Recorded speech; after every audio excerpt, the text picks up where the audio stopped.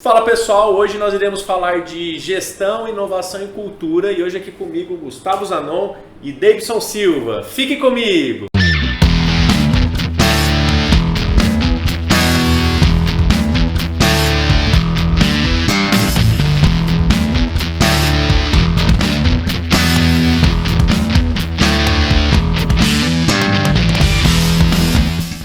Isso aí galera, estamos aqui então para falar um pouquinho aí sobre gestão, inovação e cultura e queria começar aí com o Gustavo, falando um pouquinho aí sobre cultura e o Davidson também, que são especialistas, né? O Gustavo cuida aí toda essa parte operacional do Grupo Zanon e o Davidson, para quem não conhece, ele vai se apresentar, simplesmente ele criou um sistema para melhorar essa questão aí de cultura, de recrutamento, seleção das empresas. Fala aí, Gustavo. Então, o que eu acho que é interessante esse assunto é porque é um novo cenário, né? Hoje, na hora de contratar, você está sempre trazendo alguém, não só acredite no seu negócio, mas principalmente que ele viva a cultura do seu negócio, né? Então, que ele compartilhe de mesmo propósito, que ele compartilhe dos mesmos valores do seu negócio. Isso é uma coisa que vem sendo muito discutida, né? Eu estava conversando com o Davidson hoje, né, sobre isso, que não basta a empresa ser mais uma empresa forte, com um nome forte, se a cultura dessa empresa não for forte, né, e se a pessoa não compartilhar os valores. Porque gente para trabalhar tem um monte, né? O problema é você encaixar a pessoa no seu negócio e essa pessoa ficar ali e essa pessoa não sair de lá de jeito nenhum. Então, para mim, é um dos temas mais legais de discutir essa questão de gestão de pessoas e como você pode trazer isso e as inovações que tem dentro deste assunto para dentro da sua empresa. Sim, a cultura, ela é a identidade da empresa, né? Assim como nós temos personalidade, como nós temos a nossa própria identidade, a cultura é o comportamento coletivo de todas as pessoas que fazem a organização acontecer. Ela não é o que está descrito lá na parede ou num quadro bonito, com missão, visão, valores, propósito, ou o que o dono da empresa acha que é. A cultura, ela na verdade é o que é vivido entre os colaboradores no dia a dia, é como eles se tratam entre eles, é como eles tratam os seus clientes na ponta. Então essa personalidade, essa aderência à cultura, ela precisa ser, na verdade, trazida para jogo pelo dono da empresa, pelo empresário, pelo C-level da empresa, e ela é uma coisa, algo vertical, né? Algo vertical. Ela é de cima para baixo, implantada, e precisa ser intencionalmente alimentada e vivida todos os dias. Ô Davidson, você estava falando, a gente estava conversando hoje de manhã sobre até, acho que foi o grupo Ambev, comprou uma cervejaria, acho que na Holanda, né? Isso. E eram 5 mil funcionários e a gente sabe que não é fácil mudar uma cultura. Na sua visão, o que você acredita que é essencial para uma mudança de cultura numa organização? Assim, quais fatores? Uma cultura, para se mudar, ela precisa ser alimentada ali, é como se fosse um hábito, né? Um hábito não é fácil de mudar. Você precisa ter persistência, você precisa ter determinação, ter um foco para onde você deseja. O exemplo que você deu aí sobre a cervejaria que foi adquirida pela Bembev é que eles tinham 5 mil funcionários e o Jorge Paulo Lemann, ele estava tendo dificuldades de implantar a cultura da Ambev, que é muito forte, né? E o que ele fez? Depois de tentar tudo durante meses e não conseguir, ele simplesmente pegou os 50 melhores líderes que ele tem, o DNA da Bembev, e levou para essa cervejaria e em pouco tempo, em meses, né, de muito trabalho, de muito treinamento, de todo planejamento para que isso acontecesse, eles 50 mudaram a cultura de 5 mil. Show de bola. Vamos falar um pouquinho agora de gestão. A gente sabe que sem gestão você não consegue realmente poder tocar um negócio da maneira correta. Nós mesmos, quando assumimos a empresa da família, vou pedir até para o Gustavo falar um pouquinho de como que era essa situação, mas a gestão, não tem como ter uma gestão sem ter uma cultura clara estabelecida.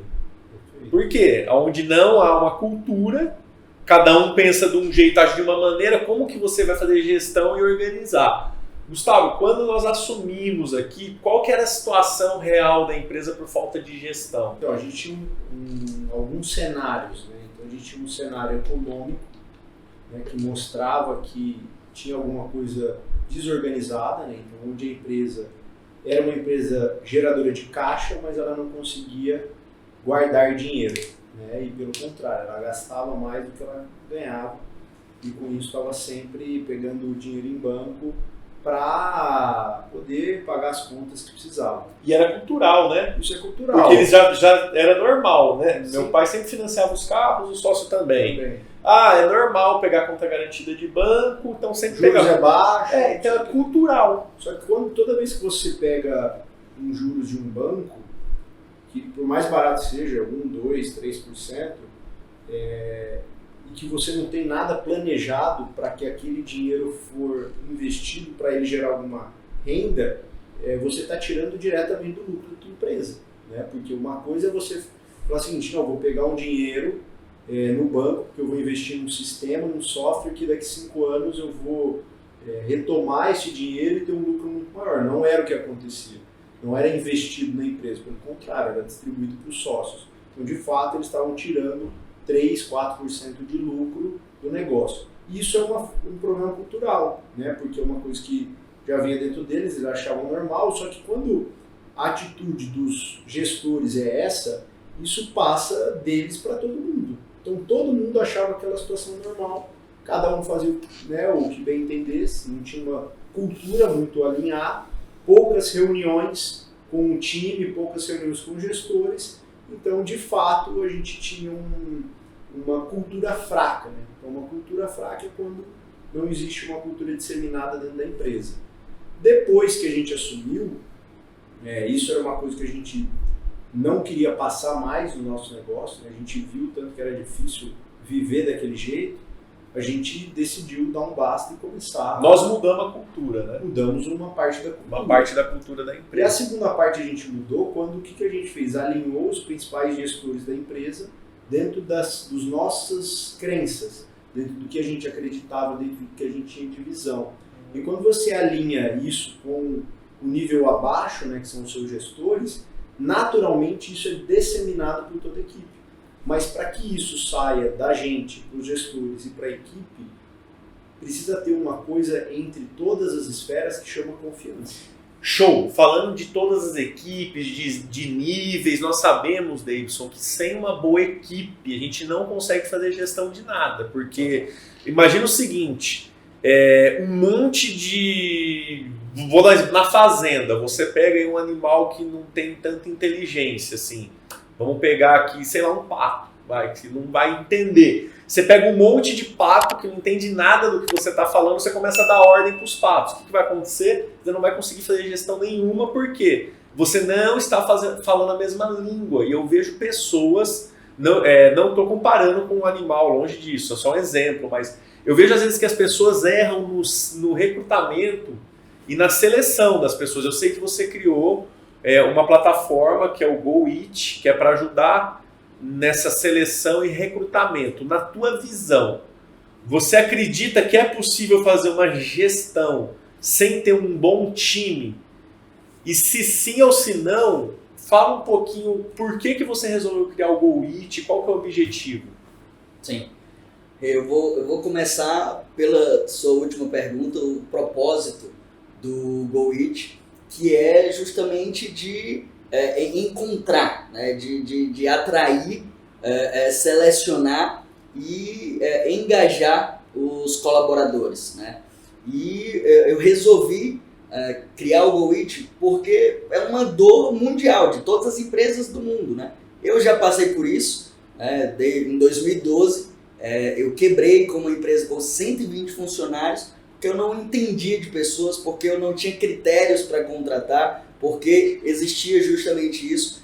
A gente fala muito dos nossos acertos, né? Mas é importante também aprender com os erros e até mostrar o caminho para que outras pessoas não cometam os mesmos erros que eu cometi. Então eu quis facilitar para os empresários, para que eles não cometessem o mesmo erro que eu cometi no recrutamento.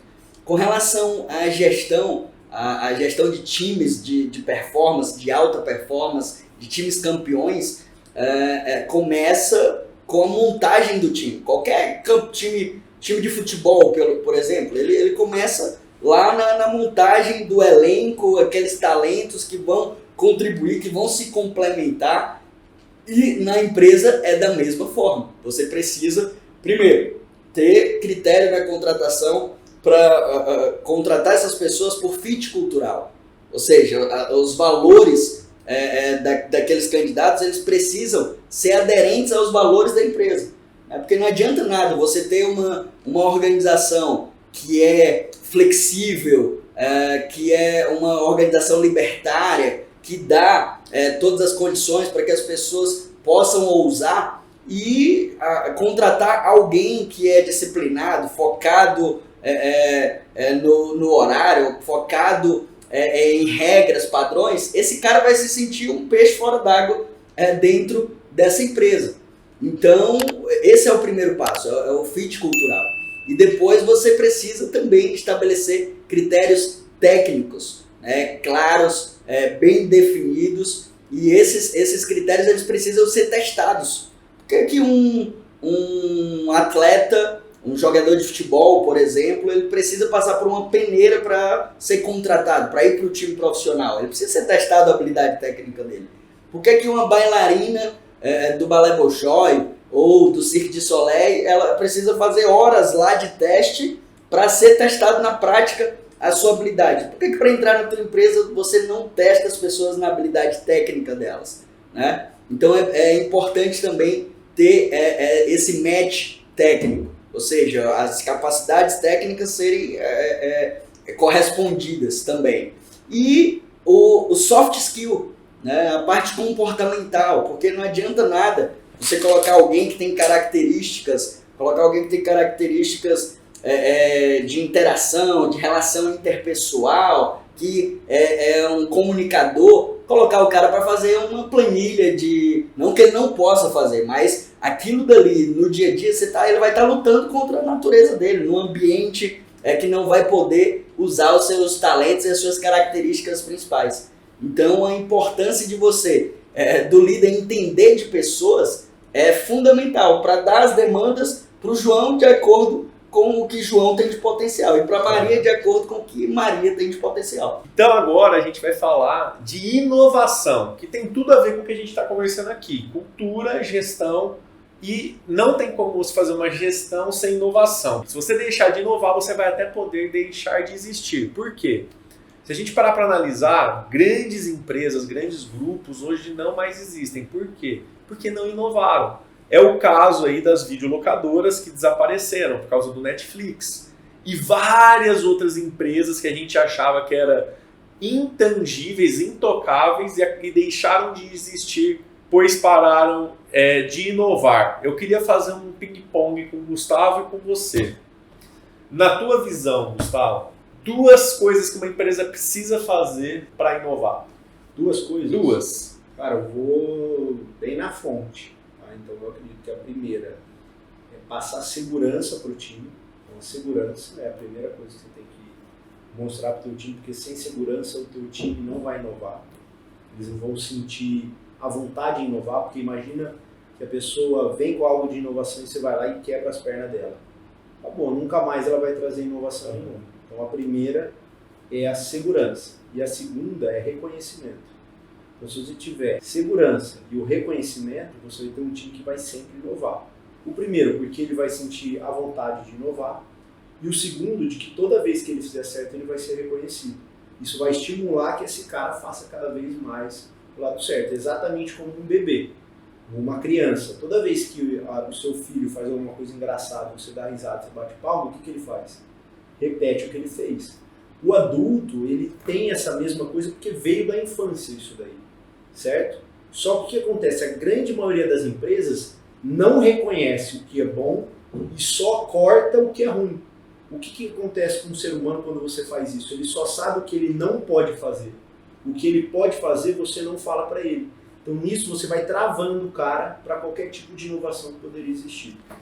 Show de bola. E se você tá gostando desse bate-papo, já vai dando um like pra gente aí, vai deixando um comentário o que você achou desse vídeo e clica aí em compartilhar e compartilha aí com todos os seus grupos de WhatsApp, com seus amigos, porque você pode ser agente de mudança na vida das pessoas. Muitos empresários precisam escutar sobre esse assunto. E agora eu quero ir para o Davidson. Davidson, 2 coisas que você acha essencial para uma empresa inovar. Quando se fala em inovação, em tecnologia, as pessoas já acham que as empresas vão ter um alto investimento para isso.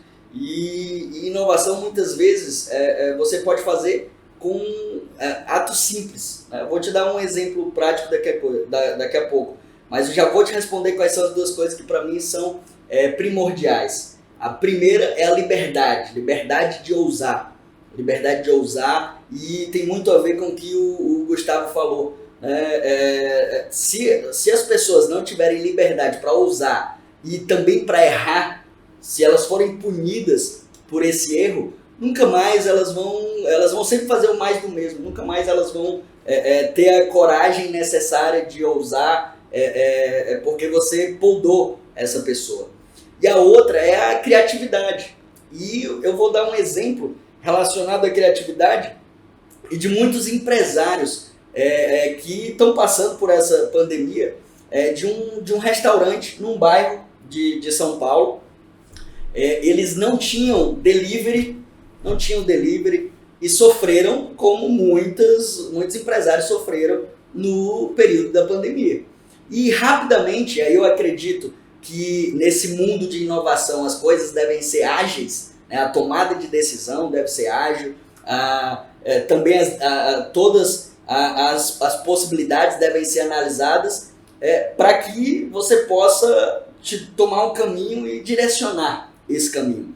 Então, ele nesse momento de pandemia colocou o seu restaurante para ser para atender no delivery. E o que ele fez? O que eu vou fazer com os meus garçons?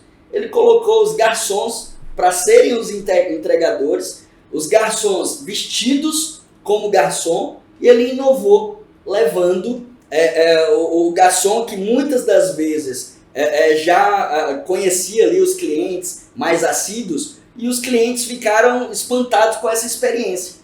Então, um ato simples, uma atitude, uma criatividade fez com que ele hoje, inclusive, ganha mais, a sua fonte de renda é maior no delivery do que no presencial, nessa volta aí, nessa retomada do mercado. Show de bola, pessoal. Então estivemos aqui, queria agradecer a presença de vocês, Gustavão, Davidson. Você que está assistindo aí, gostou, não esquece de dar aquele like, que você é patrocinador desse canal, dá o like, compartilha com seus amigos e deixa um comentário aí no vídeo e nos vemos na próxima. Um abraço!